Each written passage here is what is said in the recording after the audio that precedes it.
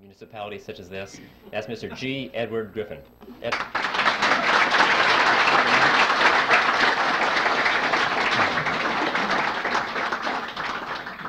Well, thank you, Mike, and thank you, ladies and gentlemen. I don't know how to take that remark about age. You know, when Bill Jasper stands up and they announce him as the senior editor for the magazine, I know I'm in trouble. Well, we have a lot of material to cover, so I think I'll just sort of jump into this as quickly as possible. I need to warn you about something, though. Since this is being videotaped tonight, and we have a limitation on the length of the time on the videotapes, I have been instructed to divide this into two parts. The first part will last approximately 45 or 50 minutes long, and then we'll take a short break, I'm told, while they change tapes. And the next part we deliver next month. No, there are just a few minutes break, and then we'll continue with part two. So I want you to know that's coming up. So, okay, now to the topic. Are you ready for this? Okay, so am I. So let's start with history. We'll go back to the 1st century BC, to a tiny kingdom called Phrygia. And it was in that kingdom that there lived a philosopher by the name of Epictetus. And it was Epictetus who said, appearances are of 4 kinds. Things either are as they appear to be, or they neither are nor appear to be, or they are but do not appear to be, or they are not and yet appear to be. Don't worry, no quiz on that. Well, that's what he said. When I read that statement for the first time, I thought to myself that surely if Epictetus were alive today, he would undoubtedly be a Harvard professor of money and banking. Because this is the kind of explanation we get, isn't it, when we try and figure out what's going on in the economy or what's going on with the Federal Reserve System. See, what Epictetus did is what is so commonly done with the experts in this field, is he took a relatively simple concept, but by the time he was through explaining it to us, we didn't have the foggiest idea what he was talking about. All he said, basically, was that appearances can sometimes be deceiving. That's all. We all know that. But he had to break it down into 4 component parts, explain that in 2 ways they are what they appear to be, and in other 2 ways they sometimes are not the way they appear to be, and they broke it down and we didn't understand what he's talking about. Nevertheless, I thought that this statement by Epictetus was a brilliant clue for an outline or a theme for my presentation. Because you know, if there's anything in the world that is an appearance that is deceiving, it is the Federal Reserve System. And in particular, it is one of those appearances of the 4th kind, which, as I'm sure you all remember, are those which are not and yet appear to be. So that's going to be my theme tonight. I'm going to come back to it now and then if I remember to do it, and use it as kind of a punctuation point, because this is perhaps at the most fundamental level the most important thing we need to know about the Federal Reserve System, which is that it is an appearance of the 4th kind, something which is not and yet appears to be. When I did my research on this topic, I came to the conclusion, which may startle you folks here, that the Federal Reserve System does not need to be audited. It needs to be abolished.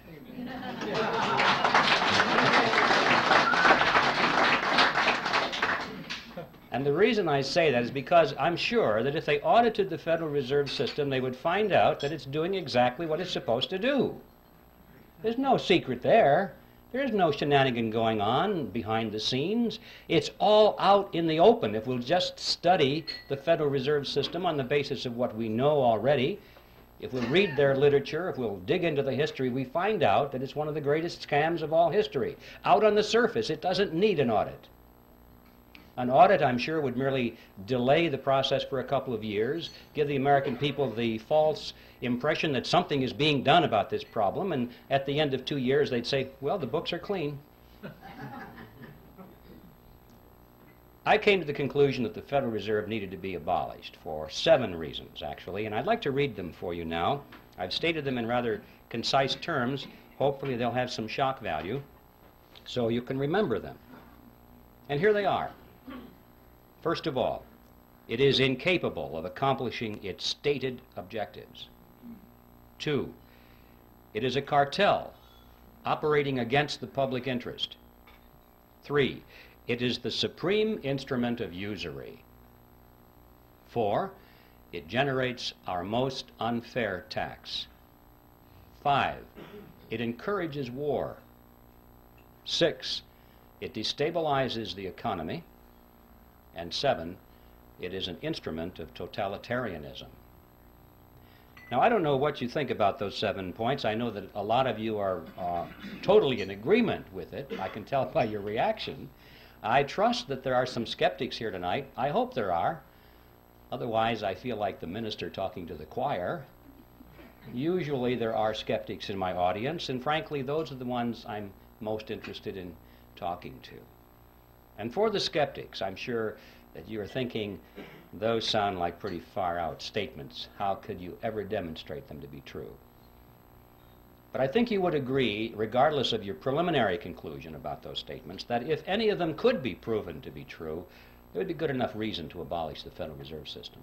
So let's take a look and see whether they can be supported.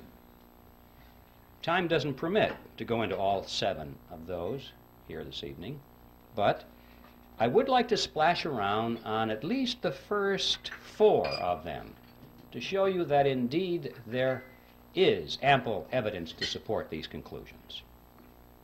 And I think the best place to begin with all of this is where the action was, and that is the creation of the Federal Reserve System.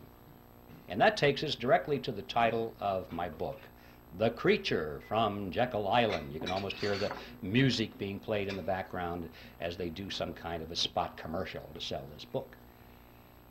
I have to admit I had a lot of fun with that title because I had this fantasy in my mind that someday it might be in a bookstore window and people would pass by and think, oh, it's a sequel to Jurassic Park.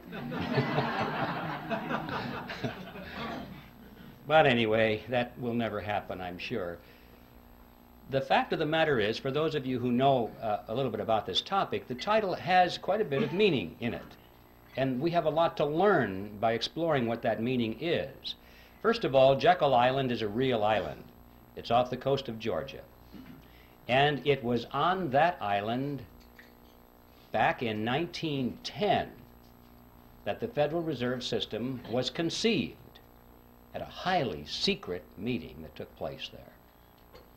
And what I'd like to do is talk about this meeting and show you that, in fact, the Federal Reserve was created there, and that there was a lot of secrecy surrounding it. And then we'll be confronted with the question, why the secrecy? When things are done in secret, there are often things to hide. And we'll explore what it was that they wanted to hide. And when we finally understand what that was, we'll be face to face with one of the most important facts about the Federal Reserve System that is not generally known. In 1910, Jekyll Island was privately owned by a small group of millionaires. In those days, they were millionaires. In today's dollars, they would be billionaires from New York. This is where their families went to spend the winter months. It was a resort island, a resort club. It was called the Jekyll Island Club. And there was a very elaborate clubhouse there, which was the center of their social activities.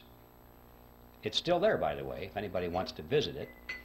The island has been purchased by the state of Georgia, and this clubhouse has been renovated. It's a beautiful thing. And around this clubhouse, they had cottages, which were built by many of the families that belonged to the club. Cottages are not exactly the word I would have chosen to describe these structures. I remember on taking the tour through one of them, the guide said that there were 14 bathrooms in that cottage.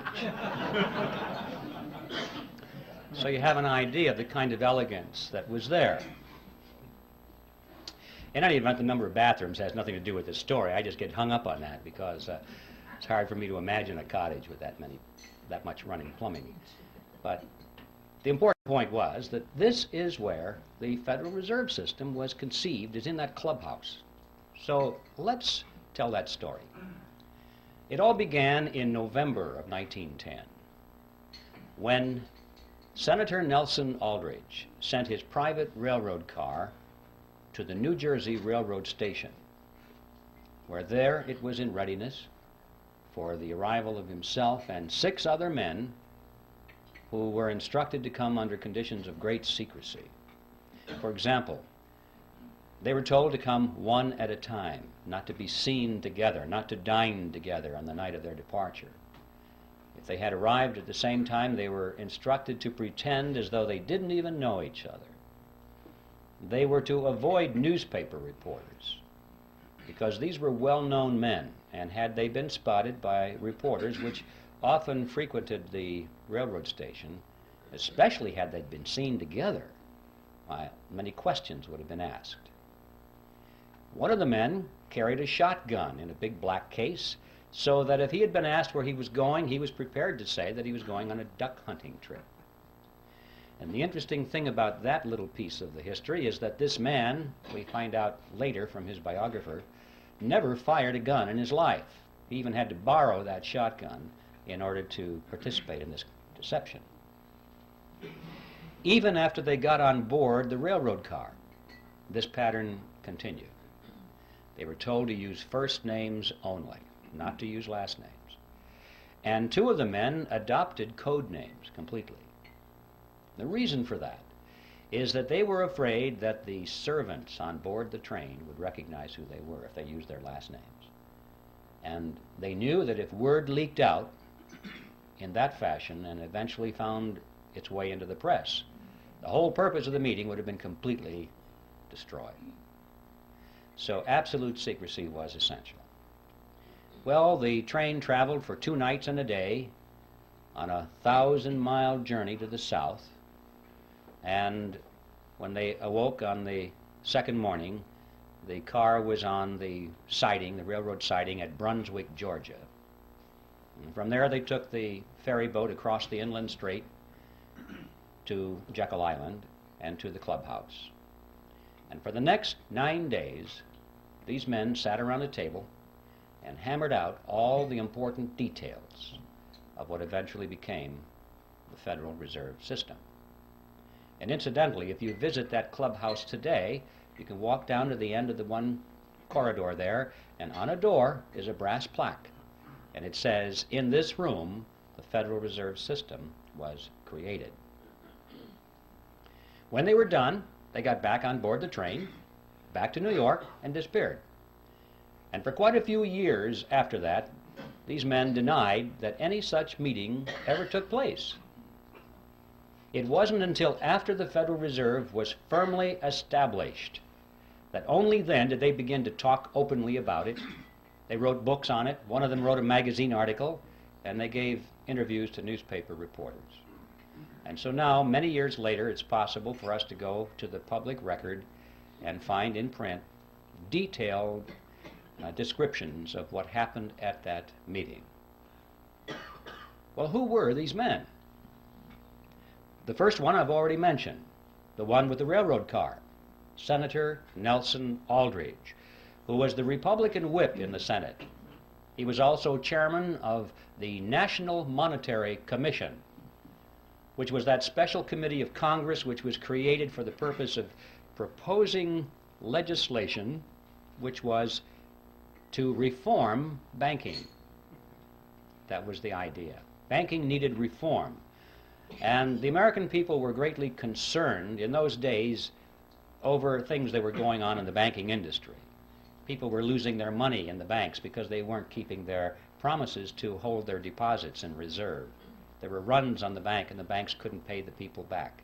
But most of all, they were concerned over the concentration of financial power that was in the hands of a small group of very powerful and large banks in New York on Wall Street. This is what they called the money trust. That was the name, and it was a very popular expression in the newspapers. And quite a few politicians were elected to office on their campaign promise to break the grip of the money trust. President Wilson was one of those politicians, by the way. So, that was the purpose of the National Monetary Commission, which was to propose legislation which eventually became the Federal Reserve Act to break the grip of the money trust over the financial markets of America. Aldrich was a business associate of J.P. Morgan. He was the father-in-law to John D. Rockefeller, Jr., which means, of course, that eventually he became the grandfather of Nelson Rockefeller, our former vice president. If you remember, his full name was Nelson Aldrich Rockefeller, so he derived his middle name from his famous grandfather.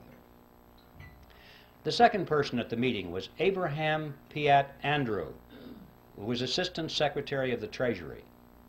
He later became a congressman, but he was very prominent in banking circles.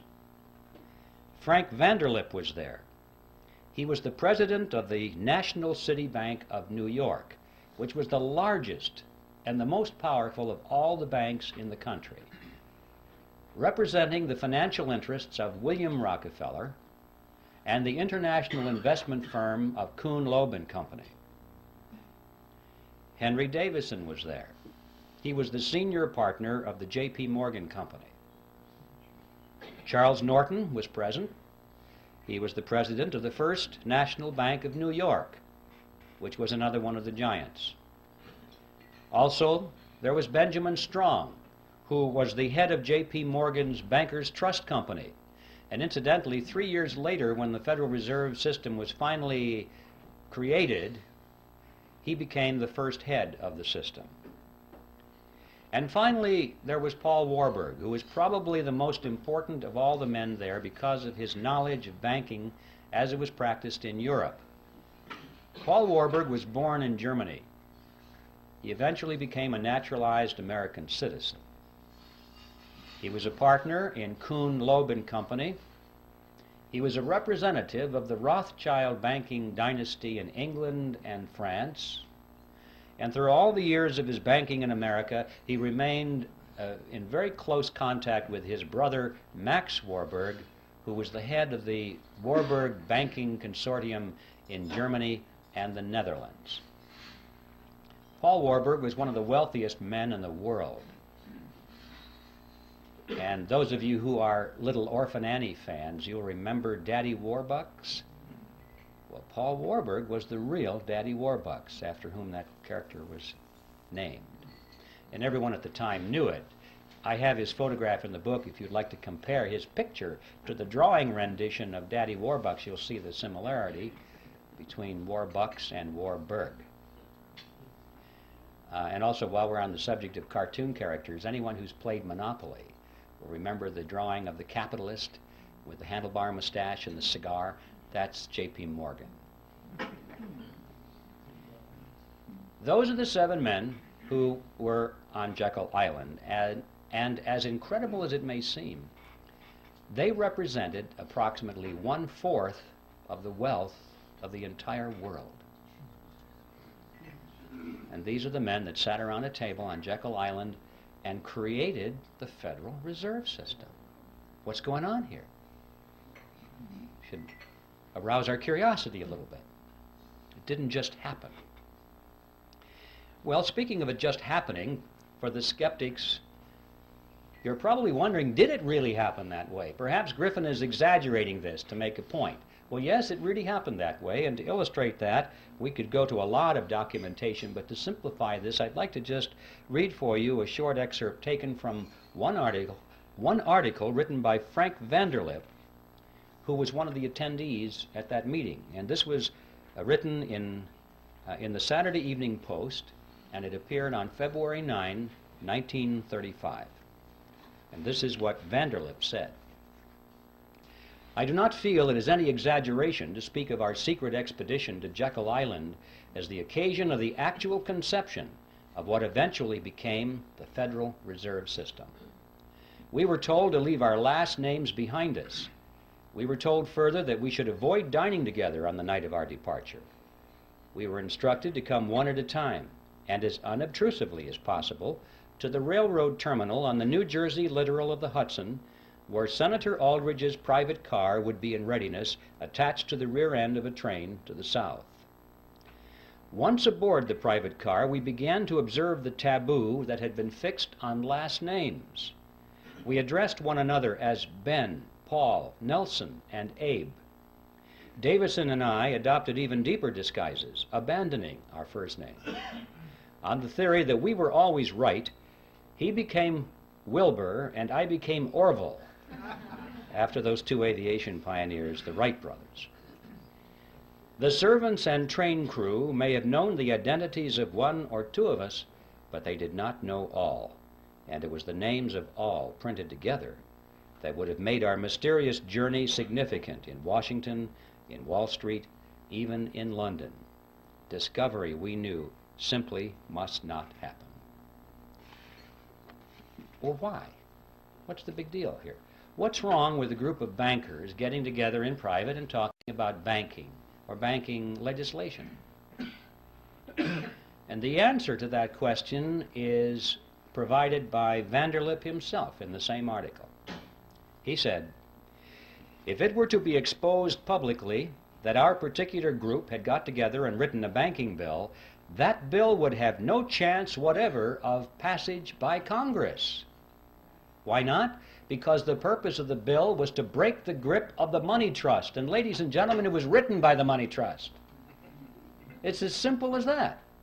Had that fact been known from the very beginning, the public would never have accepted it as a means of breaking the grip over the money trust. And we would never have had a Federal Reserve System because the scam would have been exposed from the beginning. This was like having the fox build the hen house and install the security system.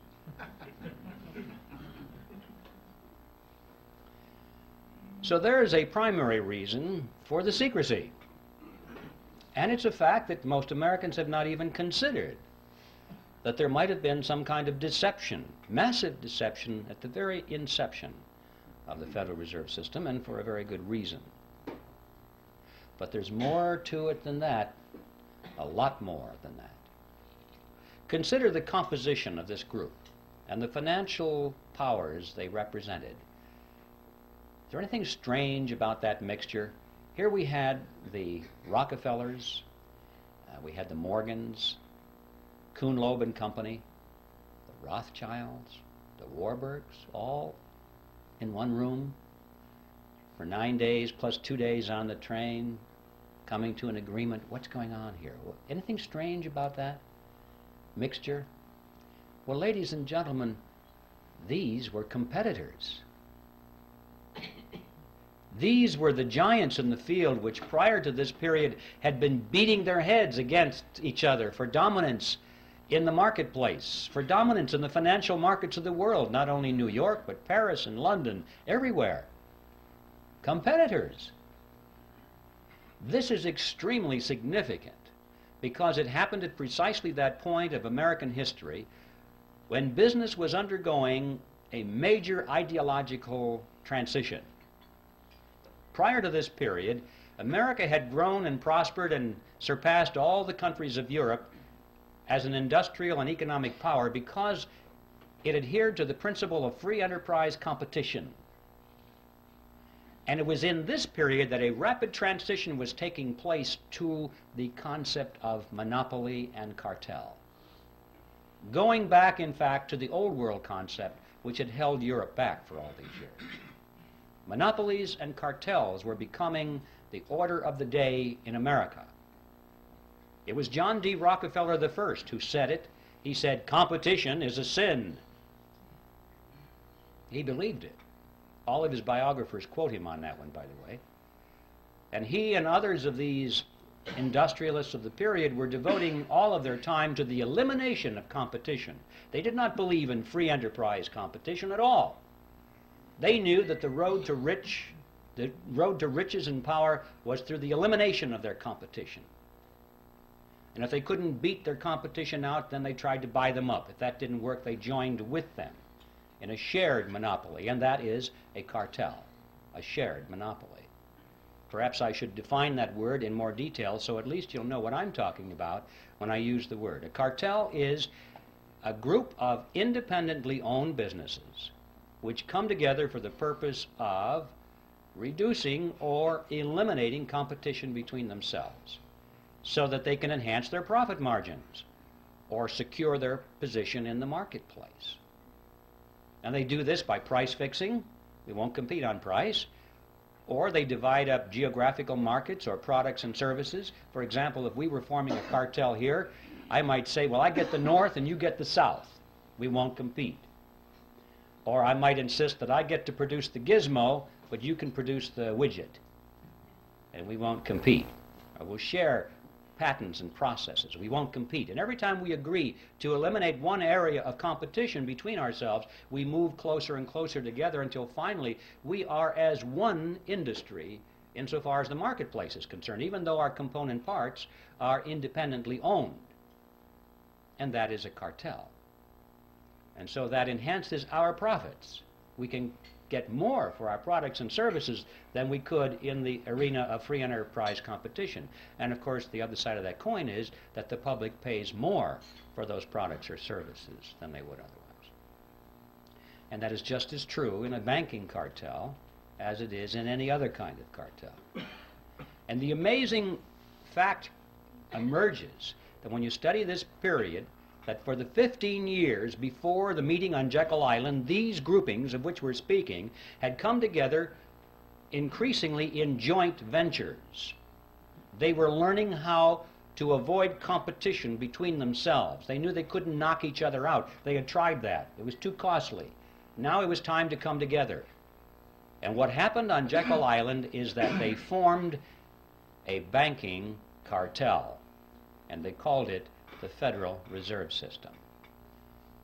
An amazing fact that all these years we've had something which most people have thought was a government operation of some kind or another. We were told it was a creation to protect the people, to stabilize the economy, and it's a cartel. And the purpose of a cartel is to enhance the profit structure of the members of the cartel. Period. That's the second amazing discovery, to be learned if we understand and analyze what happened on Jekyll Island back in 1910. But there's a third element, which is perhaps even the most important of all, and that is that this cartel went into partnership with the government. Well, cartels often do that to enforce their cartel agreements, but in this case they did it in spades. Now, in any partnership, there has to be a payoff. There has to be some benefit to the partners, otherwise they won't go into the partnership, or if they go into it, they won't stay in it for very long. So it's a legitimate question for us to ask, what is the payoff? What's the benefit to these partners? Let's find out why the government is in this partnership, and then we'll find out why the banking cartel is in it. And in order to find out what the payoff is, we'll have to examine how the Federal Reserve System creates money, because that's the key. Now, if you're not familiar with how money is created in America, this is going to be really some experience to go through this. For the first time, you're going to shake your heads and say, I don't believe this. I call it the Mandrake mechanism, after that 1940s comic book character, Mandrake the Magician. Could create something out of nothing, wave his cape, and it was back into the void again. That's the Federal Reserve System. Now, let's take this and break this down. I need to warn you in advance, however, that you shouldn't try and make sense out of this. Okay? Because you'll blow a fuse if you think this makes sense. Just remember, this is your plain old American scam that we're talking about here. It's that simple. And I'm going to strip away all of the banker terminology and all the accounting terminology and use just plain old plodding English to make it comprehensible. In spite of that, however, I want you to know that everything I'm going to tell you from a technical point of view is 100% accurate, in spite of the simplicity of the language. Okay, with that by way of preliminary, let's get right to the Mandrake mechanism itself. It starts with the government side of the partnership. It starts in Congress, when Congress is spending money far and beyond what it takes in taxes. How can Congress spend more money than its income in taxes? Basically what happens is the Congress goes down to the Treasury and asks for, let's say it's $1 billion more that they need this day. And the Treasury official says, you guys got to be kidding, we don't have any money here. You spent it all long ago. Everything we taken in taxes is long spent. And Congress says, well, we kind of figured that was the case, but we thought somebody might have dropped by and left some money. They said, we know what we'll do. We'll borrow the rest of it. So they go down the street to the printing office. Now notice they're not going to print money. They're going to print certificates. Nice, big, fancy certificates with borders on the corner and an eagle at the top and a seal at the bottom, and it'll say United States Treasury bond, or note, or bill, depending on the length of maturity. And it's so impressive, it almost looks like money. But if you hold it up to light, it really says I owe you. That's all they are. And so Congress takes it, and it wants the public to step forward and loan them money in exchange for the IOUs. Sometimes that's called buying bonds. No, you're not buying anything. You're loaning money to the government and getting an IOU in return. And a lot of people in the private sector and institutions are anxious to loan money to the government. Why? Because they have heard that it's the best investment you can possibly make, the most secure investment, because it is backed by the full faith and credit of the United States government. And that people aren't quite sure what that means, but it sure sounds good. And so they lend the money. Well, just in case there's anyone here in doubt as to what that means, I'd like to explain it to you. The full faith and credit of the United States government means that the federal government solemnly promises to pay you back your money plus interest. If it has to take everything you've got in the form of taxes to do it, it will do it. It's a promise to tax you. And people don't think this thing through. They think, oh, it's wonderful. It's a wonderful investment, and I'm going to get some of my money back. Anyway, that's a little side issue. The government is able to borrow a tremendous amount of money and therefore spend more than it takes in taxes through this process. But never enough. They always need more than that. Not to worry, they say. They walk further down the street to the Federal Reserve Building. Now the Fed has been waiting for them. That's one of the reasons it was created. They walk in there, and the Federal Reserve officer opens up his desk drawer, pulls out a big checkbook, and he writes a check to the United States Treasury for $1 billion and hands it to them. Now we need to stop and ask a question. Where did they get that money? That $1 billion, that's a lot of money. Who put the money into that account for the Federal Reserve so they could give it to Congress or to the Treasury? And the answer is, there is no money there. There's absolutely zero. There's just a checkbook. Well, if you and I were to do that, we would go to jail. But they can do it because Congress wants them to do it. This, in fact, is the payoff. This is the benefit to the government for being in the partnership. The government can go to the Federal Reserve and obtain instant amounts of any amount of money they want without having to confront the taxpayer and say, we're going to raise your taxes for this money directly. It would be very unpopular if Congress had to go to the public and say, we have a lot of money we want to take from you folks, and it's going to cost you $3,000 per family more than it did last year. You know how long they'd last in office. So they like this Mandrake mechanism very well. The public doesn't know that it's costing them anything. It's just how it works somehow. So this money, this $1 billion, springs into being precisely at the instant that the Federal Reserve officer signs the check and gives it to the government. Now let's see where the banking cartel benefits from this partnership. We'll go back to that billion-dollar check and follow it.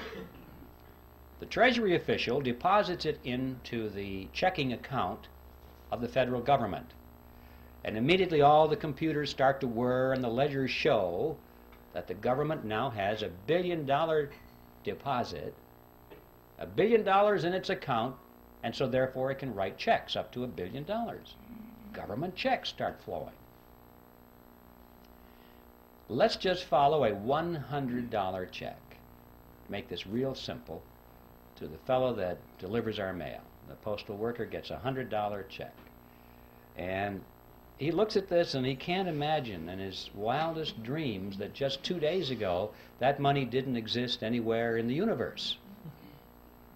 But it's a government check now, and it's very spendable.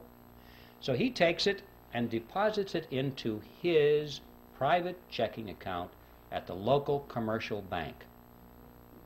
Now this money is out of the Federal Reserve mechanism per se, out of the government side of the partnership, and it gets into the private banking side of the partnership. $100 has been deposited. Now the action heats up. The banker looks at that and he goes over to the loan window and he opens it up and he says, "Attention everybody, we have money to loan." And that's good news for a lot of people because that's one of the reasons we go to the bank, isn't it? To borrow money. So it's good news when there's money available. And the banker says, "We have $100 deposited, but don't worry folks, we can loan you more than that. We can loan you up to $900. Well, how? How can you loan out up to $900 when you only have $100 deposited?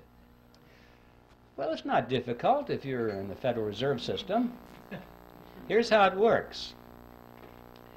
The Federal Reserve says that the member banks must keep no less than 10% of their deposits in reserve. So there's $100. They keep 10% in reserve, $10. And they can loan up to $90, right? So we loan it to you, ma'am. You borrowed $90. What do you do with it? Well, you want to spend it. So you want to write a check on it. You've deposited it into your checking account so you can write a check.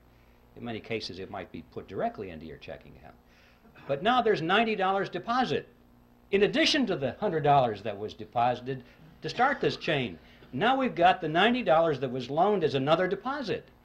Well, the Federal Reserve says that you only have to keep 10%, so we keep 10% of the 90 and loan the other 90%, and the person that borrows that puts it right back into the bank as another deposit.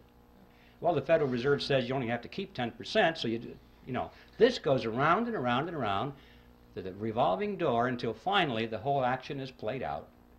And the bottom line is when that $100 deposit comes in from the postal worker, the banks in essence can loan up to $900 because $100 is the reserve, and that's 10% of 1,000, so they can loan the balance or the difference, which is $900. Now where does that money come from? Well, same place.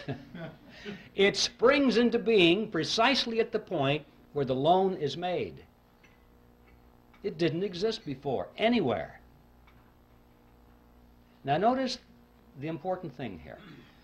The money that's created out of nothing and given to the government spends for its purposes. But the money that's created out of nothing by the banks is not spent by the banks, it's loaned by the banks to you and to me, and we pay interest on it. Not too shabby. Interest on nothing. I wish I had a magic checkbook like that, where I didn't have to have any money, just a checkbook. And I could write checks, $10,000, $20,000, $100,000 all day long and loan them to you folks, and you pay me interest on it. You see? Not too shabby at all. This, in fact, is the payoff to the commercial banks in the cartel. This scam has become legitimized by law, and we're told it's a wonderful thing. We think our banking system is wonderful. but it's a scam. Not only interest on nothing, but perpetual interest on nothing, because notice, once this money is created, if you pay it back, they have it on their ledger as a credit. They can loan it out again to somebody else, and the whole object is to keep loaned out. They don't like the money not loaned out because you can't earn interest on it. When it's in the inkwell, it doesn't do them any good. So remember, there's nothing here except ink in the well or electronic impulses in the computer. That's all there is. So they're collecting interest on that. But that's not the end of the process. That is how money is created in America, but that's not the end of it because it has consequences. What impact does that have on us? Are we involved in this in any way? Well, yes, we are. I've heard people say, gee, those fellows are really smart. I guess they deserve to be rich. You know, as though it didn't affect them in any way. Let's follow it.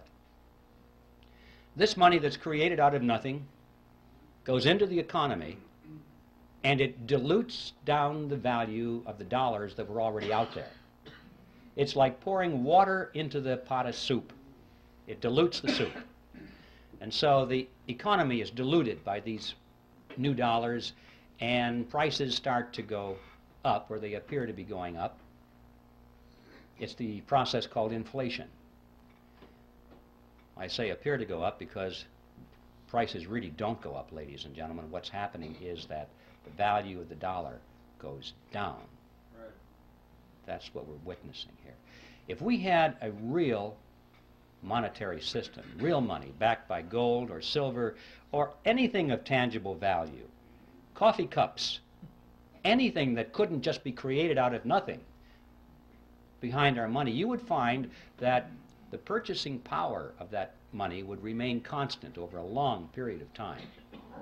And to illustrate that point, it's interesting to know that if we had lived in ancient Rome and had a 1-ounce gold coin, we would have been able to buy a fine toga, a handcrafted belt, and a pair of sandals. That was the price. So today, what can we buy with a 1-ounce gold coin? We can walk into any men's store and buy a really fine suit, a handcrafted belt, and a pair of shoes. The real price of these items hasn't changed in thousands of years when expressed in terms of real money. But when expressed in terms of these things we carry around, we call them dollars. They're not. They're really Federal Reserve notes. They buy less and less and less because they keep creating more and more and more of them, and they dilute the economic soup. But we still haven't followed this to the end of the trail. We've lost some purchasing power through this thing called inflation. But how many people ask the question, who gained it? Did anybody gain our lost purchasing power, or did it just evaporate and go up to heaven somewhere? Somebody gained it, didn't they? But we don't know who. Let's follow it. The people who gained our lost purchasing power were those who were at the point where this fresh money was injected into the economic soup. Those at the nozzle get dollars that look the same as all the other dollars, and they have them first, and they can spend them at full purchasing power. But by the time the person who gets those dollars then gives them to the next person and the next person, it goes out toward the edge of the pot, where most of us are, and it gets diluted down. But the ones up there at the nozzle are the ones who have gained our lost purchasing power. Who are they? Well, we know that the government is one of them. That's where the billion-dollar check started, isn't it? That was the beginning of this whole process. The government spent that money first. And then, of course, those who work for the government and those who have government contracts and those who get grants and so forth get the next wave, and they're not doing too bad either, and it starts out from there. But what about on the banking side? Who got that money first off? Well, the people that came up to the loan window. They were the first ones to get it. Now, this comes as no surprise to anybody here, I'm sure, that in times of inflation, it's a good thing to borrow. Everybody tells you that because you say, you know that you're going to borrow $1 and you pay it back with quarters or 50-cent pieces because inflation erodes the value of those dollars. So you know to borrow is to gain. And the people who don't borrow, who save, they're the ones who are losing. But notice, however, that this gain that the borrower gets, he has to turn right around and give to the bank in the form of interest on nothing. So he doesn't really gain at all. It appears to be gain, it's paper gain, but his gain actually goes back to the bank as interest on nothing. Now yes, during times of inflation, his paper assets expand. Golly, this real estate looks like it's worth a lot of money right now, but then the economy contracts, and he's wiped out. He doesn't have anything. And notice that when you go to the bank and you go to borrow some of this nothing money, did they expect nothing from you in return? No. They want you to sign over and pledge as collateral your car, your house, your assets, hard assets, not nothing assets. So when the economy contracts and you can't continue to make those payments, they get your marbles. So the bank will do all right, whether it's expansion or contraction. So what's the answer to the question? Who gains? Who got your lost purchasing power? Big surprise, ladies and gentlemen. The two members of the partnership called the Federal Reserve System. It's the government and the members of the banking cartel. Those are the ones who got your purchasing power. Now there in a nutshell is an overview of the Federal Reserve System. And I guarantee you, ladies and gentlemen, you're not going to read this in any textbook on the subject. And I can also tell you that you now understand everything there is of importance to know about the Federal Reserve System. The payoff on the government side is that they're able to tax their people, and don't forget inflation is a tax. You pay it, you have no escape. It's a hidden tax, but it's a tax just the same. And so the government is able to tax the people without them even knowing they're paying the tax. And on the banking cartel side, they're able to collect perpetual interest on nothing. Now that is the end of part one. Stand by. There's more.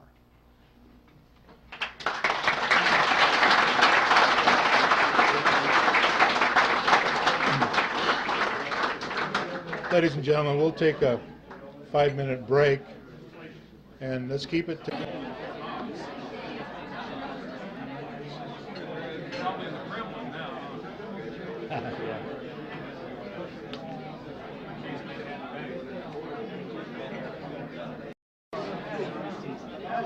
That's it?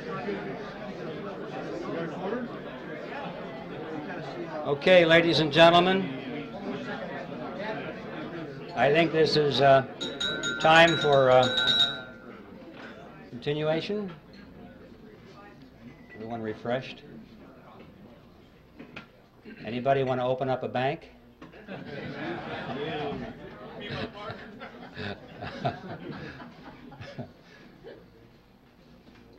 All right, part two. We'll go back to Jekyll Island. We have much to learn there. In fact, if we just analyze what happened on Jekyll Island, we can figure out almost everything that's going on today, even though that happened back in 1910. And one of the things that they had to resolve there was what to call this creature of theirs. This partnership between government and the commercial banks was not new with the Federal Reserve System. In fact, this concept was created back in Europe in the 16th century, and it was perfected with the Bank of England in 1694. This is the kind of thing from that date forward that all of the governments of Europe adopted. Now, they didn't call it a mandrake mechanism like I do. They called it a central bank. Now, that's the technical name for this partnership. If you want to look this process up in a textbook or an encyclopedia, you'll find it listed under central bank. So the central banks were created in Europe in the 16th century. And there's very good reason for that. The kings and the princes of Europe discovered from hard experience that they could raise the taxes of their subjects only so far and then there was a ceiling. They had a tax revolt on their hands. There was resistance, and they had real revolution or revolt on their hands, and they tended to lose their jobs or their heads. So that was it, folks. 40%, 43% seems to have been the natural limit. However, once they got the central bank mechanism worked out, this was a whole new ball game. Now the lid was off, and they were able to collect 50%, 60, 70, and in some cases 80% of everything that their subjects produced. And their subjects did not revolt, did not resent it even, because they didn't know that they were paying this tax through a process called inflation. All they knew was that the prices were going out of sight, and they had no inkling that it was their government in combination with the private banks that were taxing them in this fashion. And so, see, this became a method of hidden taxation which has continued to this day to be extremely popular with big spending governments. And so this became the modus operandi in Europe from that date forward. Now, when they met on Jekyll Island, it was very clear in their mind that they were creating a central bank. But they had a problem, what to call it, because Congress was already on record as saying they did not want a central bank in America. I don't think the congressmen really understood what that meant, but they had heard the phrase, and they knew that that's what they had in Europe. And they said, no, when it comes to banking reform in America, we want something that's unique to represent our unique political and economic system. So a central bank was out. So what to call this central bank so that no one will know? And they talked about this on Jekyll Island. And this is what they concluded. They said, first, let's use the word federal to make it seem like it's a government operation. Secondly, let's add the word reserve to make it seem like there are reserves somewhere, like it was a banking concept. Third, let's add the word system. And this was very important, far more than we might think today, because remember, the major concern was this concentration of financial power in New York. And they had to sell the American people on the idea that this was a diffusion of power over a system of banks. And so they talked about 10 regional banks, and finally they said, no, that's not enough. We'll have 12 regional banks and diffuse the power away from New York, or at least make it appear that way.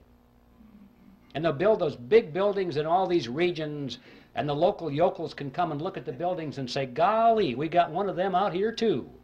You know? And the impression was that because these buildings were out there, that the power was pulled away from New York and diffused throughout a system of Federal Reserve banks.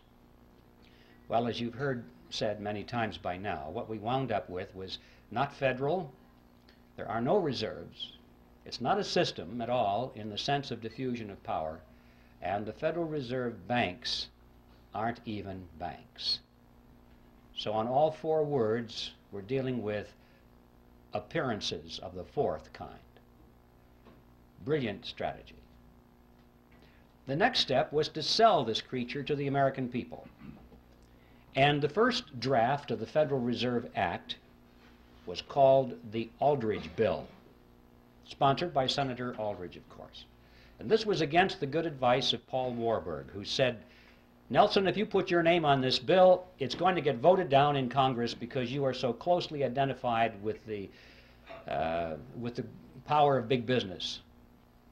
It'll be voted down. And apparently, Aldrich's ego was too big. He must have said, well, no, after all, I'm respected in the Senate, and I am the chairman of the National Monetary Commission. And for whatever reason, he insisted on having his name on it. I think he wanted to go down in history as the originator of the Federal Reserve System. But Warburg was right. Voted down, thumbs down right away, because he was a representative of big business. Well, this was a minor setback. They took their bill, they scrambled the paragraphs around a little bit, they took Aldrich's name off of it, and found a couple of Democrats to sponsor the bill. Now this was different. See, Aldrich was a Republican, And everyone knew that the Republicans represented big business. But they also knew that the Democrats represented the common man, the little guy, the fellow on the assembly line, you know, like Ted Kennedy.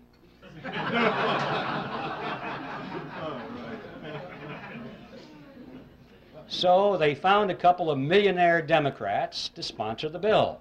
They got Carter Glass from the House and Senator Robert Owen, who was a very successful banker. And now they sponsored the bill. It was the Glass-Owen bill, and this was different. This was a Democrat bill, and it began to receive very popular consideration in Congress. Next, Aldrich and Vanderlip began to give speeches and statements to the press condemning the bill that they had written. They said, this will ruin the banks. This will be terrible for the nation. And by the time this was printed in the newspapers, the average person read that and said, oh, I guess the big bankers don't like this bill very much. It must be pretty good. You know, you have to give these people credit. They were not stupid. They didn't get to be where they were through stupidity. They understood mass psychology, they understood politics, and they played their cards exceedingly well. Next, these same individuals who were condemning the bill were privately financing it. They were behind all the lobbying activities in Washington. They personally paid for the creation of what was called grassroots study clubs that came up all over the country, held public meetings, and disseminated brochures extolling the virtue of the Federal Reserve Act. They gave large amounts of money to some of the better-known universities and created new departments of economics, handpicked their own people to be the professors, to chair those departments, and then those men began to speak publicly and write scholarly essays about how wonderful the Federal Reserve System was. And then, at the insistence of Paul Warburg, who was always the master strategist in this, they added several good provisions to the act. When I say good, I mean provisions which restricted the power of the Federal Reserve System to create money out of nothing.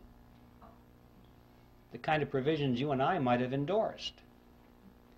And Warburg's associates said, Paul, what are you doing? We don't want those things in there. This is our bill. And his response was classic. He said, relax, fellows, don't you get it? Our object here is to get the bill passed. We can fix it up later. That's exactly what he said. When no one is looking, everyone is focusing on the bill now. Let's get it in.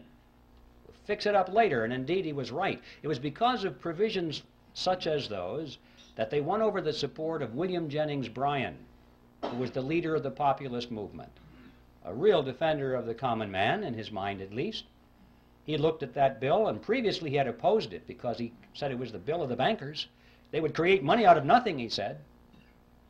And he looked at those provisions and he said, oh, well, I guess with those in there, I can support the bill. And with the elimination of his opposition, the road was cleared, and it was inevitable what would happen. They did fix it up later. Since the Federal Reserve Act was passed, it has been amended over 100 times, and nobody has noticed. All of those original provisions, which were sound, were long ago removed, and many, many more have been added which greatly expand the power and reach of the Federal Reserve System. A big bunch was added back in 1980. It just extends the power of the federal government to areas that you can't even imagine. We're talking previously about being able to create money out of government debt, American government debt. They can now create it out of foreign debt. Any country in the world. Any country in the world can offer a bond, an IOU, and our Federal Reserve System is now empowered by law to convert that into American money. Even corporate debt, they can convert that into American money. There's no limit whatsoever. And nobody has noticed. So Warburg was right. They fixed it up later. And it's no surprise, therefore, that with this kind of professional deception and strategy that a great deal of support was gained for the bill, and on December 22nd, 1913, it was passed into law and signed into law the next day by President Wilson. And the creature from Jekyll Island finally moved into Washington, D.C. Well, what did we get? Let's stand back from the creature now a few paces and survey its general form. We got a corporation chartered by Congress, which was given an exclusive franchise to create the nation's money. We got a mechanism whereby Congress has been able to raise unlimited amounts of taxes through inflation without the American people even knowing that they're paying the tax. And we got a mechanism whereby the banks can earn perpetual interest on nothing. I'd like to turn our attention now to an intriguing question, which is who owns the Federal Reserve System? You often hear this topic discussed on talk radio. Whenever the subject of money or the Federal Reserve comes up, inevitably somebody will get on the telephone and say, did you know that the Federal Reserve System is not a government agency at all? It's a private corporation. It's run by the private banks, and what we need to do, they'll say, is to abolish the Fed and turn it over to Congress so it can be run for the benefit of the people. Well, I'd like to deal with that because this involves a half-truth and a non-solution. Let's start with a half-truth first. It is true that the Federal Reserve System is not an agency of the federal government. As I mentioned before, it is a corporation chartered by Congress, and like all corporations, it has stock certificates. And these certificates are held, in this case, by the member banks within the system. All the banks, remember this is a cartel, independently owned banks make up this system. They hold the stock certificates. All right. Now up to that point it looks as though this has all the attributes of a privately held corporation, but that's as far as it goes. Because these stock certificates do not carry with them any of the powers of private ownership. For example, the holders of these stock certificates cannot sell them. Well, if you can't sell something, you don't really own it, because that's one of the tests of ownership, is your freedom to dispose of it in any way you wish. Also, the larger banks have put up more capital into the system than the smaller banks. It's not a lot of money, but it's related to their assets. The larger banks put up more, have more stock certificates than the smaller banks. And yet, regardless of that, all of the banks have one vote. So there's another violation of the principle of private ownership. Furthermore, that vote doesn't buy anything of substance. These banks cannot vote for their national management. The Federal Reserve System is run by the Board of Directors of the Federal Reserve System, the National Board, and its chairman, all of whom are appointed by the President. The stock certificate holders have no voice in that whatsoever. The only thing they can vote for are the members of the board of their local regional banks, so-called banks. But guess what? The chairman and the vice chairman of those regional banks are appointed by the national board. Guess what? They can vote for their officers of the regional banks, but they can be overridden. The national board has veto power over those people. You get the picture here? In spite of this sales job, of this diffusion of power over the 12 regional banks, these banks have no power at all. It's all concentrated in the national board.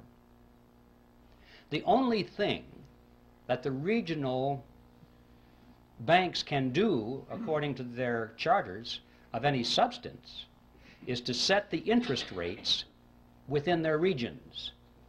But guess what? Even that is subject to veto by the national board. So you come to the conclusion that these people at the national board are not authorized to do anything except play golf. See, that's the way it was designed. This fiction of this diffusion of power throughout the system was just to sell it to the American people in 1913. It's a vestige. It serves no function whatsoever today at all and was never designed to. So we don't have a corporation in the strict sense of the word, a privately held corporation. And we don't have a government agency in the strict sense of the word. So what do we have? Well, the fact is we have a hybrid.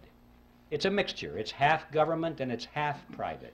It is, in fact, exactly what you would expect it to be, considering that it is a partnership between the government and a private cartel.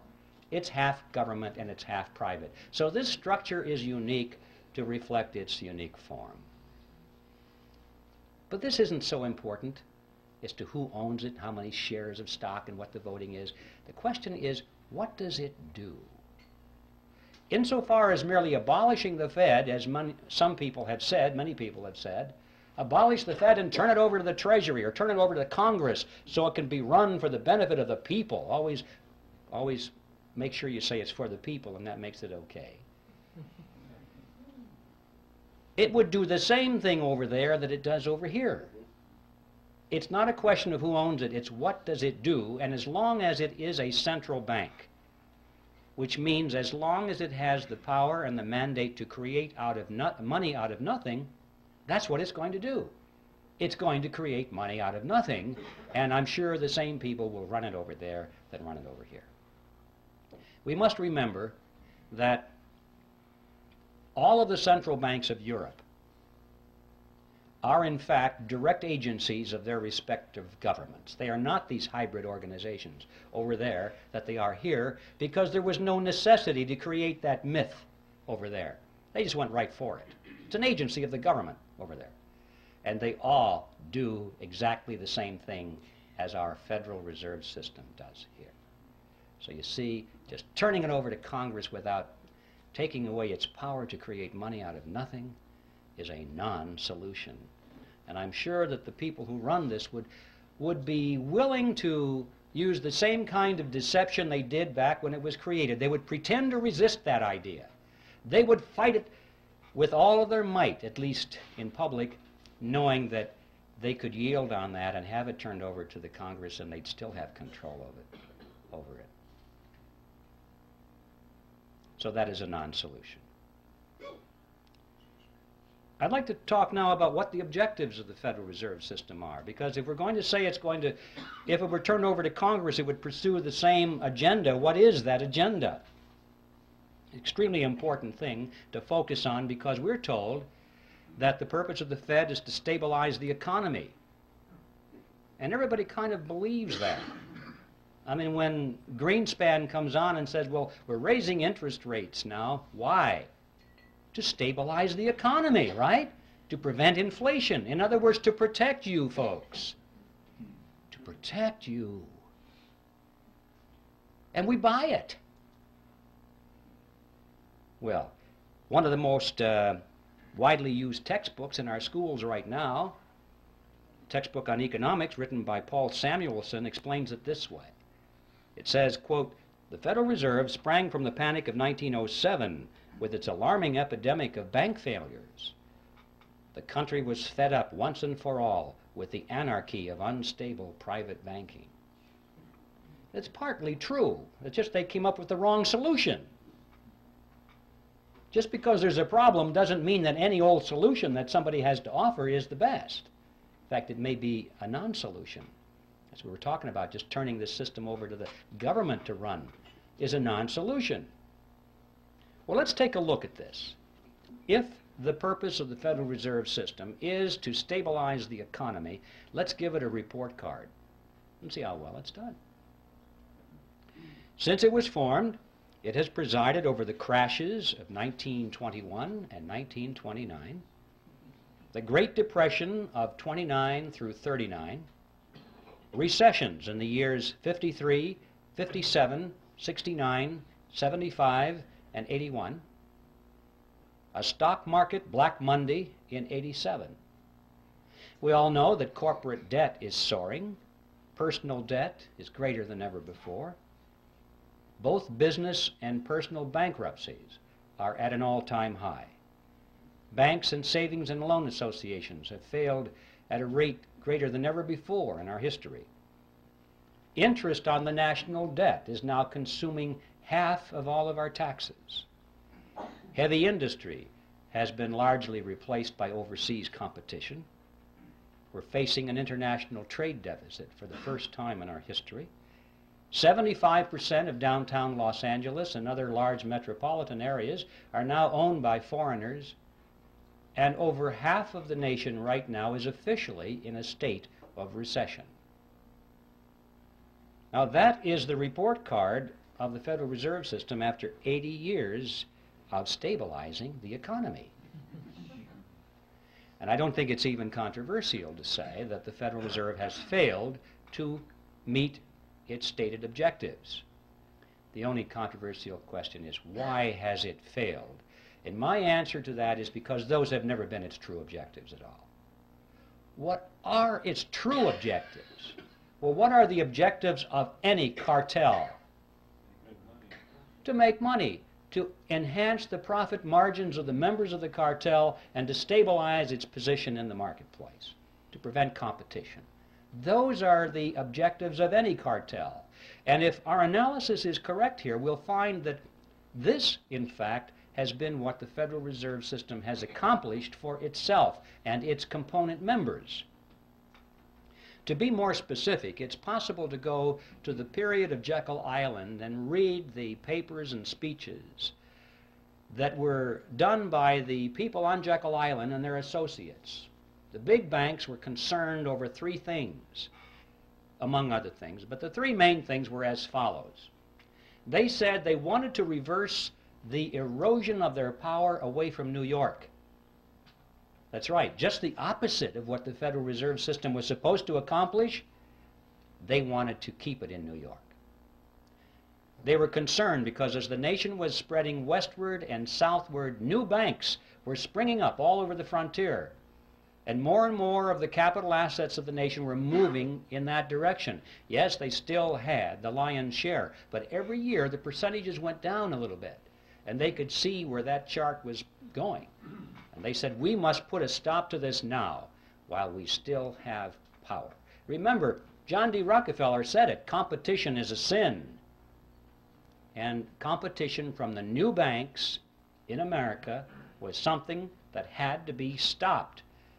See, one of the purposes of the Federal Reserve System was to control the competition from the new banks. And this is a good place to emphasize that when I'm talking about the cartel, I'm primarily talking about the big banks in New York that created it, and the international banks as well, the ones in Europe.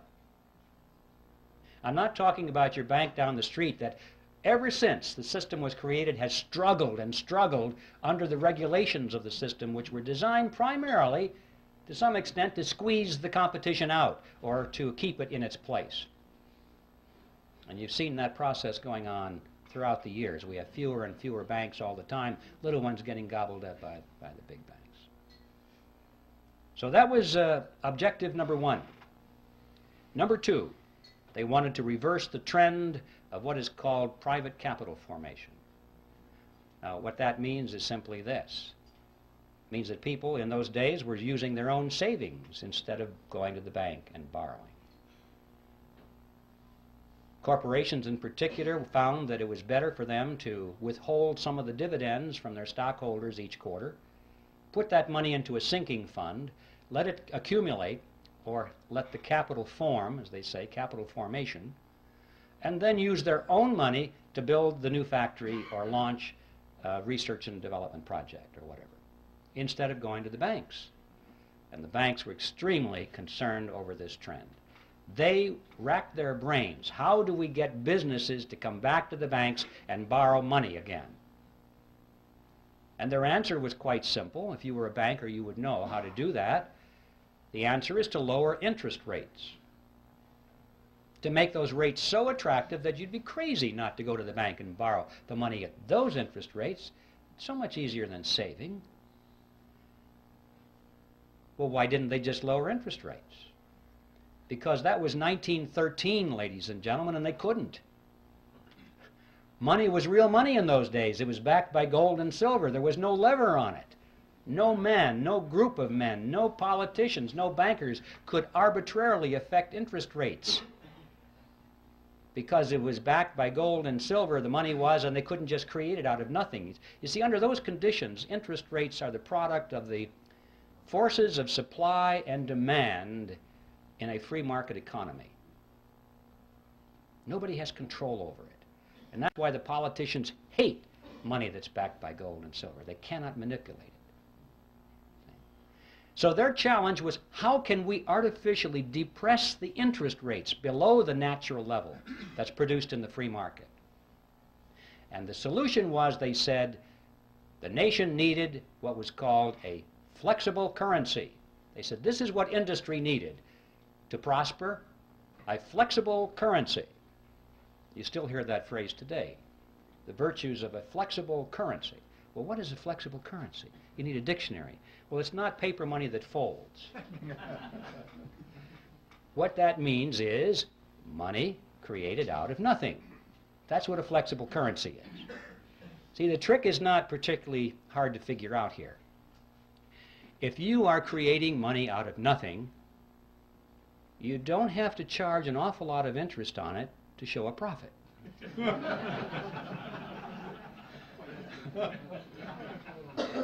See, it's as simple as that. So, with a flexible currency, now they have a lever on it. And they can jack the interest rates down, down, down, so that it's attractive, and they're still making plenty of profit on it because it didn't cost them anything. And they have reversed the trend toward private capital formation. And the third objective that they spoke about in those days was how to pass on the inevitable losses within the banking system, to pass those losses on to the taxpayer in the name of protecting the people. Now, let's give the Federal Reserve System another report card with these objectives in mind and see how well it has done.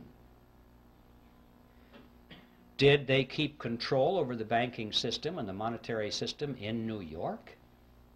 And yes, they did. Anyone who knows how the markets function, it has always remained in New York. In fact, it's even more so now in New York than it was then. Yes, there are plenty of large banks in the nation, in the South and in the West, but these are small compared to those giants that are in New York, in fact, that are astride the world, with offices in Peking and Moscow and Africa, everywhere in the world. The giants are in New York, and they have been running the show all of these years. A few years ago, there was a book that appeared on the market called Secrets of the Temple, written by William Grider and published by Simon & Schuster.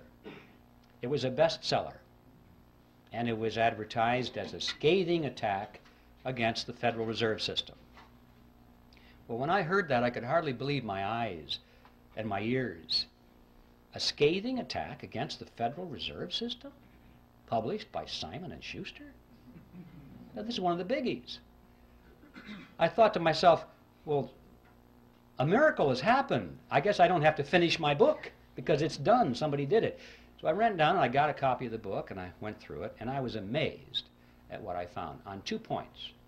First of all, I was amazed because Grider had his history very well done indeed. It was accurate. I didn't expect that. I thought it might be a whitewash of some kind. But it wasn't. It was very good. I knew about this because I was right then in the process of researching it, and Grider had it. And on this point of the concentration of power in New York, I'd like to read to you just a couple of sentences from his best-selling book. He's talking about 1913 here, and he said, at the time, the conventional wisdom in Congress was that the government institution would finally harness the money trust, disarm its powers, and establish broad democratic control over money and credit. The results were nearly the opposite. The money reforms enacted in 1913, in fact, helped to preserve the status quo, to stabilize the old order. Money center bankers would not only gain dominance over the new central bank, but would also enjoy new insulation against instability and their own decline. Once the Fed was in operation, the steady diffusion of financial power halted. Wall Street maintained its dominant position and even enhanced it. which is true.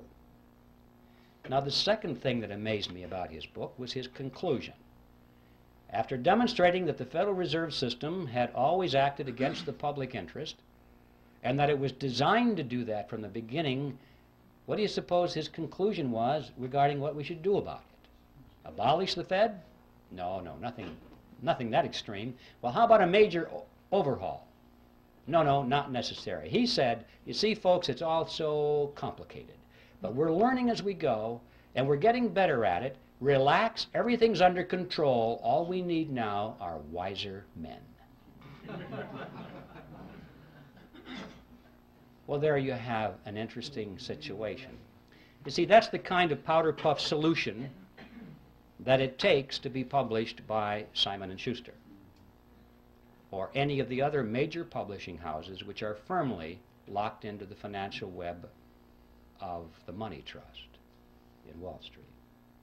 There's no way in the world that these major media outlets are going to allow anybody to come up with a real solution to the problem. Now, I need to digress here just for a second because we have a lot to learn from this, not just in the field of the Federal Reserve System, but in many other areas of concern to our nation in these critical days ahead. It's not enough just to point with alarm. It's not enough just to say, well, this is historically true, and it's not enough to lead the charge if you don't lead it anywhere. See, these people don't care how much you expose their scams or their conspiracies or their plots if you have no solution. If your only solution is, well, now I told you about it, now just vote Republican, you know? If that's it, nothing's going to happen, is it? Till we look behind party labels. In other words, wiser men, whatever that means. This is controlled opposition, ladies and gentlemen, and it's something that's been going on for a long time. These people are smart enough. Remember, they sold this Federal Reserve System in the face of opposition, and they did it by deception. They're smart enough to control their own opposition or to create their own opposition if necessary, so they can lead it nowhere. I'll just leave that thought with you because it's something we need to be very aware of in the critical days ahead. Let's get back to the Federal Reserve. It gets an A on its report card for objective number 1, which is to maintain control over the money markets in New York. Did they reverse the trend toward private capital formation? Boy, did they ever. With interest rates brought down periodically to such attractive levels, individuals and corporations have been enticed away from saving their own money and going to the bank. You'd be a fool not to get that money at those low interest rates. Of course, then the economy contracts and things go a little sour now and then, and the fruit falls from the tree, and they pick it up. They get all your marbles. They get all your assets, your houses, your cars, your factories, your stocks, and your bonds. That's one of the reasons we've had so many bankruptcies in the decades past. Even those companies today which are hanging in there by the skin of their teeth because it's all they can do to make payments to service their debt to the banks. Notice that many of those companies are now sending more money to the banks as interest on their loans than they send to their stockholders as dividends on their stocks. Think about that. The banks which created the money out of nothing, no effort at all, no risk really of anything, are making more money out of these giant industries than the people who worked for the money, sacrificed, saved the money, invested it, and risked it. And yet the money is going to the banks. Yes, the Federal Reserve System, in fact, gets an A on its report card for reversing the trend toward private capital formation, and they did it with a flexible currency, just as they had planned to do it. And what about the third objective, which was to pass the losses onto the taxpayers in the name of protecting the people? That is something which I call in my book Operation Bailout, the game called Bailout. You may have noticed every time a large bank gets into trouble, not the small banks, they're dispensable. Large banks, when they get into trouble, they're going to be bailed out by the government, which means by your tax dollars and mine, in the name of protecting the people. It doesn't make any difference if there's if it's a private corporation or a city municipality or a third world country. Whoever has borrowed megabucks from these banks and now can't service their debt anymore, they have trouble making those interest payments, which is all banks care about. They don't want you to pay back the loan, because they'd have then just the problem of finding somebody else to lend it to. They don't want you to pay back your loan. They want you to pay the interest on the loan and keep those loans going forever. And finally, when people have trouble making those interest payments, and it looks like the bank is going to have to write it off of its books, what happens? They go to Congress. And they say, well, this corporation that's having trouble making its interest payments, we can't let that corporation fold, because look how many thousands of jobs would be lost and people would go on welfare. There would be despair. We must protect the people. Or if it's a third world country that can't make its interest payments anymore, they say, well, we can't allow that to happen. We must make those payments for them in some way or another, because if that venerable bank had to write that huge loan off of its books, it would technically be bankrupt. And if it were bankrupt, it might have to close its doors. If that bank were to fall, it's such a huge bank, it'd be like a domino, and it might knock the other banks down too, and we could have a major economic crisis on our hands, and look how the people would suffer. And so Congress dutifully always responds. Remember, Congress is the partner in this scam. Always rushes in and says, yes, we can't allow those bad things to happen to the people.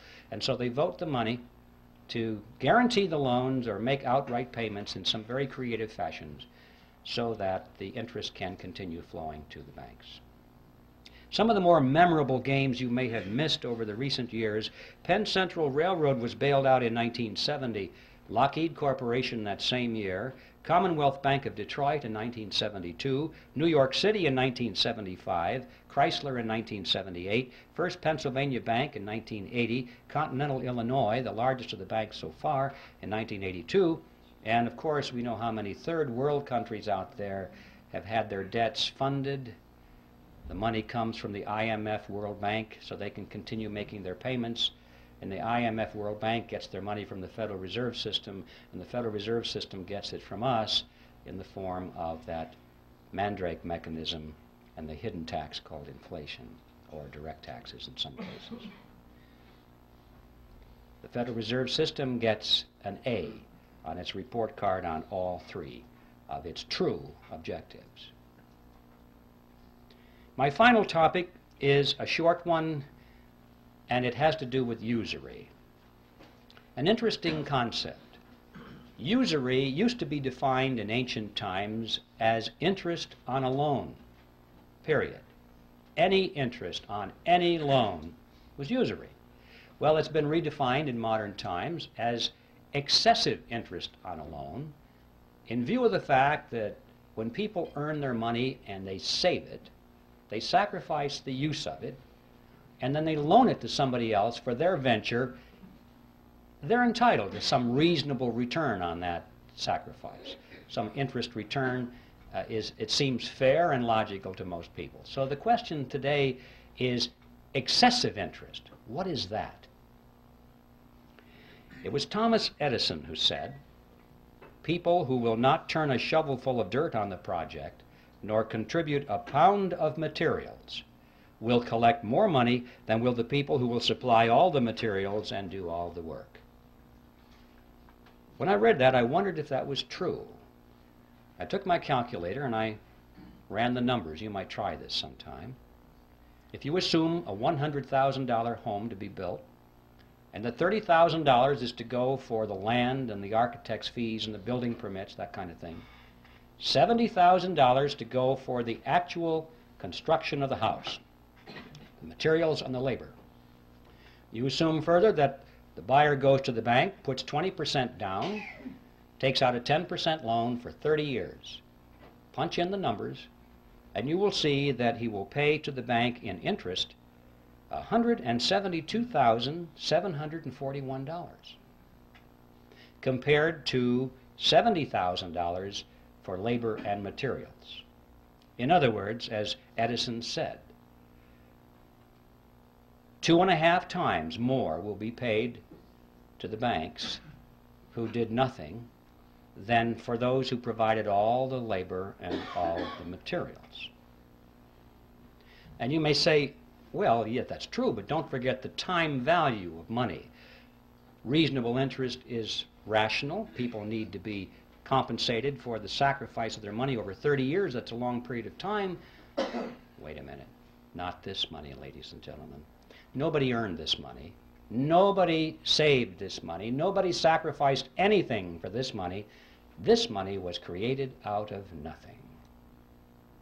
And I suggest that $172,741 interest on nothing is excessive. I think we need to focus on this issue.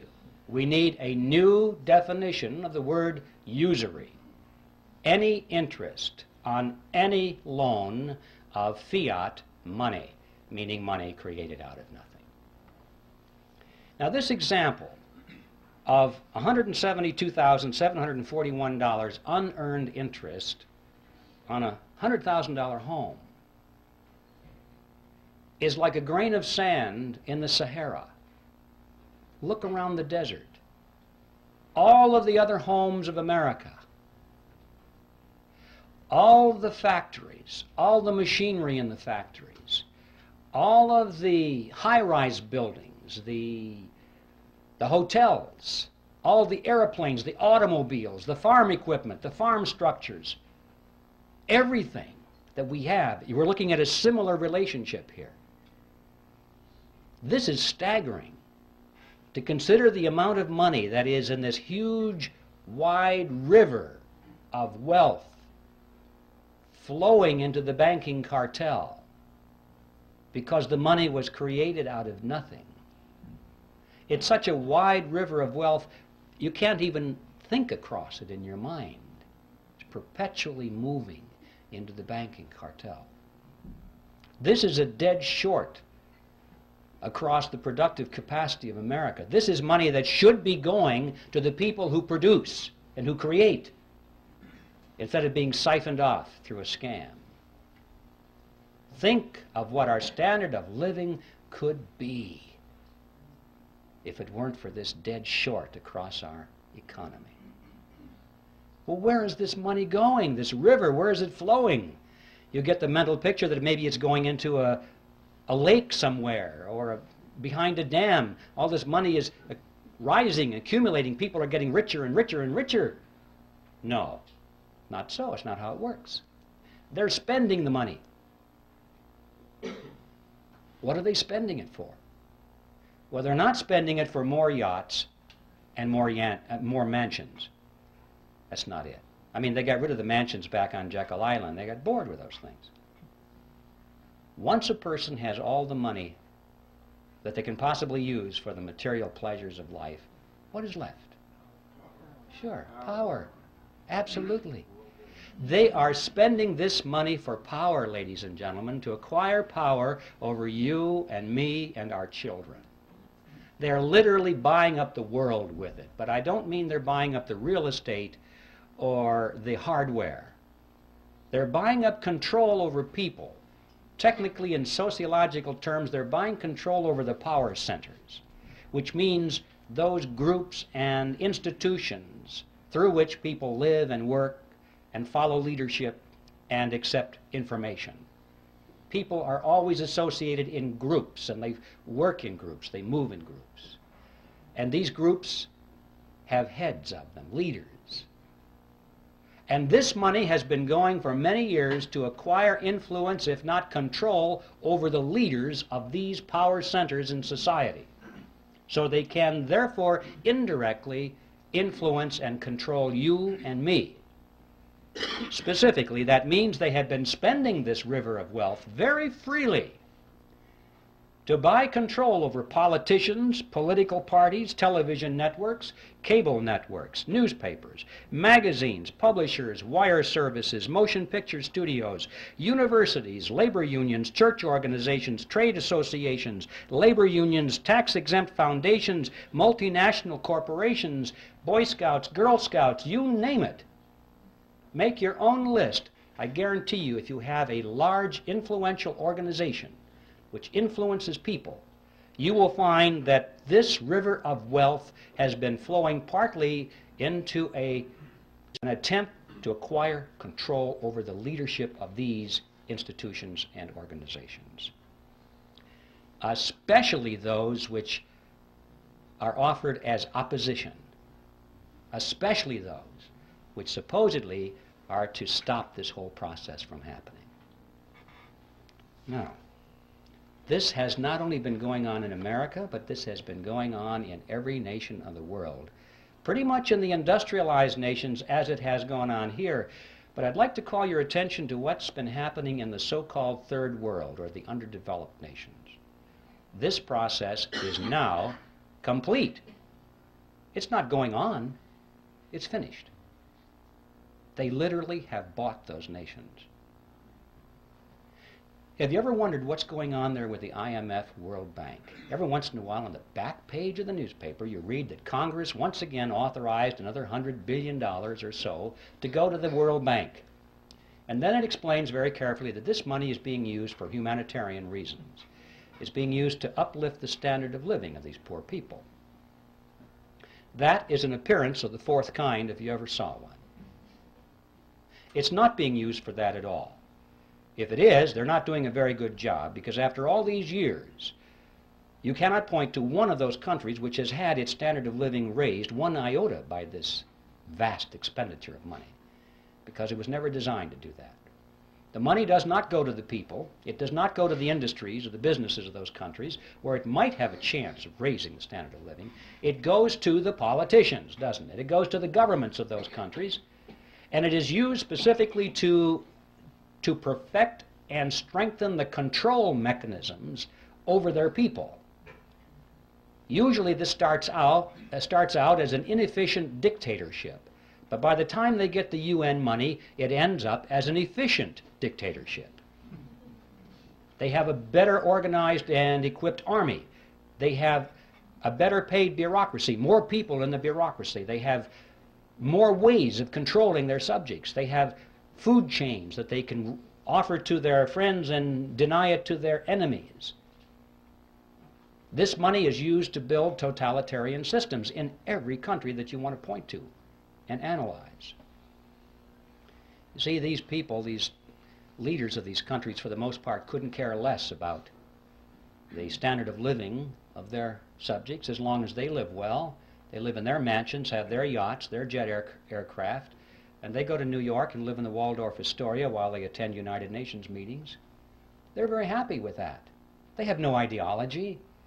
Communism, socialism, fascism, capitalism, what difference does it make? Where's the money? That's it with these people. We know how welfare families in this country can be second, third generation families, and there's no hope at all of getting them off the dole because they can't imagine any other way of life. This happens at the international stage too. We're dealing with countries now that are second, third, in some cases fourth generation welfare governments. They don't know how to survive unless that money comes free through the International Monetary Fund and the World Bank, means from us. There's no way in the world they're going to break free from that. These countries, ladies and gentlemen, have already been purchased, lock, stock, and barrel, in this fashion, and they are now in place in the New World Order. And they're simply waiting for us to show up. And that's the other side of the coin, because not only does this transfer of wealth to these countries from us not raise their standard of living, but it does in fact help to lower ours. And this too is part of the plan. A strong nation is not a candidate for surrendering its sovereignty. But if a nation can be brought to its knees, if it is hungry, desperate, if it has chaos in its streets, if it has political turmoil, then the people in that nation will much more likely accept any solution that's offered to them by their government or by a world government. If there's anarchy in the streets, as we saw in Watts, in Los Angeles, people were joyous when the soldiers showed up. They were joyous because this now was an end to anarchy. It was a dress rehearsal. They won't care whether the helmets on these people are blue or brown. If it says UN on the side, that won't make any difference. They'll say, thank God for the UN finally brought and restored peace to our streets. And if people are hungry and they're out of work and they don't know what to do in the economy, they'll be so thankful for a UN monetary unit which has purchasing power a little bit. Thank God for this UN money, because the old American dollars are kaput.